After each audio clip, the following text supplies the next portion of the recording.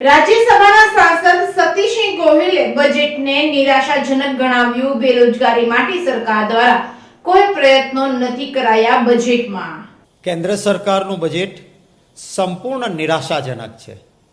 મોંઘવારી, બેરોજગારી અને અનેક મુશ્કેલી વચ્ચે રહેતા ભારતીયોને અપેક્ષા હતી કે આ વર્ષે ચૂંટણી આવી રહી છે, એટલે ચૂંટણીલક્ષી બજેટમાં અમને કંઈક રાહતો મળશે. ખાસ કરીને જે કરદાતાઓ છે, પ્રમાણિક કરદાતાઓ, એમાં પણ ખાસ કરીને નોકરિયાત વર્ગ જે આવક છુપાવી ન શકે, એમને મોટી અપેક્ષા હતી કે ચૂંટણી આવી રહી છે ત્યારે મોંઘવારી અને બેરોજગારીને ધ્યાને લઈને સરકાર ઇન્કમ ટેક્સના સ્લેબમાં વધારો કરી આપીને અમને કોઈક ફાયદો આપશે. પરંતુ આ બજેટમાં direct tax, indirect tax, import duty બધા જ દરો યથાવત રાખવામાં આવ્યા છે. એટલે ઇન્કમ ટેક્સમાં પણ કોઈ ફાયદો નહીં, બીજા જે કરના માળખાઓ છે એમાં પણ કોઈ ફાયદો નહીં. ગયા વખતે કહ્યું હતું કે હજી કોરોનામાંથી તકલીફમાંથી ઉભરી રહ્યા છીએ એટલે કેટલાક ટેક્સ વધારે નાખેલા છે. પરંતુ આ બજેટમાં પણ એના એક કર એ યથાવત રાખવાનો નિર્ણય કર્યો છે સરકારે. એ દેશના અર્થતંત્રને, દેશના નાગરિકોને નુકસાન કરશે. જેના પાસે ખૂબ છે અને જેના પાસે કંઈક ઓછું છે એના વચ્ચેની ખાઈ વધશે, આ વચ્ચેનો ગેપ એ વધે એ પ્રકારનું આ બજેટ છે. ખાસ કરીને જો આપણે ગુજરાતના સંદર્ભમાં જોઈએ તો આપણા ગુજરાતમાં અનેક યુવાનો એ હીરા ઘસવાનું કામ કરીને રોજીરોટી મેળવે છે. કેટલાક હીરાના કારખાનાદારો, કેટલાક એના વ્યવસાય સાથે જોડાયેલા લોકોને રોજી મળે છે. આ હીરા ઉદ્યોગ સાથે સંકળાયેલા લોકોની માંગણી હતી કે અમારી જે ઇમ્પોર્ટ ડ્યુટી હીરાની છે એ 50% કમસે કમ ઘટાડવી જોઈએ, કારણ કે મંદીનો માહોલ છે. અમારે વિશ્વના બજારમાં ટકી રહેવા માટે ઇમ્પોર્ટ ડ્યુટી ઘટાડો.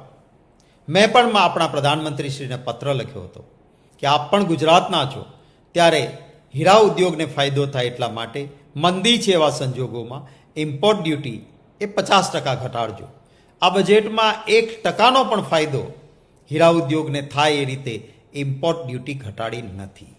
એવી જ બીજી માંગ અલંગ શિપ બ્રેકિંગ યાર્ડ, એમની વાત છે કે બહારથી સ્ક્રેપ એટલે કે બહાર ક્યાંય દેશમાં કોઈ શિપ બ્રેક કર્યું હોય, ભાંગ્યું હોય અને એનો ભંગાર લાવે, એનું લોખંડ લાવે, તો એના ઉપર જો તમે કસ્ટમ ઝીરો રાખો, ઇમ્પોર્ટ ડ્યુટી ઝીરો રાખો અને અલંગમાં શિપ લાવીને ભાંગે, તોડે, રોજગારી આપે, એના ઉપર જો દર વધારે રાખો તો ક્યારેય આ ઉદ્યોગને ફાયદો ન થઈ શકે. એટલા માટે એમની માંગણી હતી કે એટ પાર બહારથી આવતો ભંગાર અને શિપ બ્રેકિંગ અહીંયા થઈને ઊભો થતો ભંગાર, એ બંને વચ્ચે એક સરખી ડ્યુટી હોવી જોઈએ. મેં પણ આની વારંવાર માંગણી કરી હતી, પરંતુ આજના બજેટમાં આના ઉપર કોઈ પ્રકાશ પાડવામાં નથી આવ્યો. જે ખાધ છે એ આ બજેટથી ખૂબ વધશે.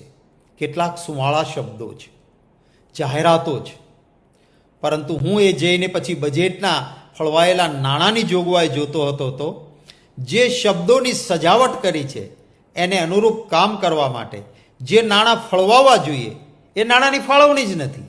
એટલે શું થવાનું કે આ શબ્દોની સજાવટ, ગમે એવા શબ્દો, સુવાળા શબ્દો એ પ્રવચનના શબ્દો રહેશે, પરંતુ લોકોને એનાથી ફાયદો જે થવાનો હોય એ ફાયદો નહીં થઈ શકે.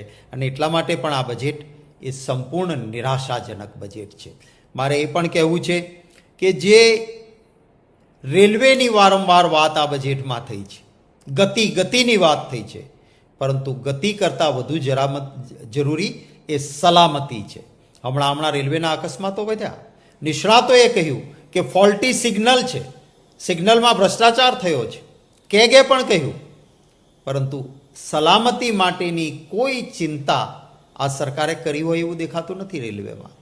રેલવેમાં અગાઉ ઘણા વર્ષોથી વૃદ્ધો માટે, ચોક્કસ જરૂરિયાતમંદ વર્ગ માટે, પત્રકારો માટે રેલવેની મુસાફરીમાં સ્પેશિયલ રાહત આપવામાં આવતી હતી. એક ખાસ પ્રકારની રાહતના કારણે આ બધા લોકો સસ્તી મુસાફરી કરી શકતા હતા. કોરોનાના બહાના નીચે આ વ્યવસ્થા દૂર કરી હતી. હવે કોરોના તો જતો રહ્યો, હવે ક્યાં કોરોનાની અસર છે? ત્યારે આ વખતે રેલવેમાં ફરી વખત વૃદ્ધો, ચોક્કસ જરૂરિયાતમંદ વર્ગ અને પત્રકારો માટે મળતી એ સ્પેશિયલ સબસિડી, ચોક્કસ રિયાયત ફરી વખત શરૂ થાય એવી બધાની અપેક્ષા હતી. મેં પણ માંગણી કરી હતી કે આ શરૂ કરવું જોઈએ, પરંતુ એનો પણ આ બજેટમાં કોઈ ઉલ્લેખ નથી. અનેક લોકોની આશાઓ, ખાસ કરીને ખેડૂતો, નાના ઉદ્યોગકારો, મહેનતકશ લોકો, નાના વેપારીઓ, જીએસટીની મુશ્કેલીઓ, આ અંગેનો કોઈ ચોક્કસ પ્લાન, કોઈ ચોક્કસ યોજના કે રાહતો આ બજેટમાં નથી. આમ આ બજેટ સંપૂર્ણ રીતે નિરાશાજનક છે.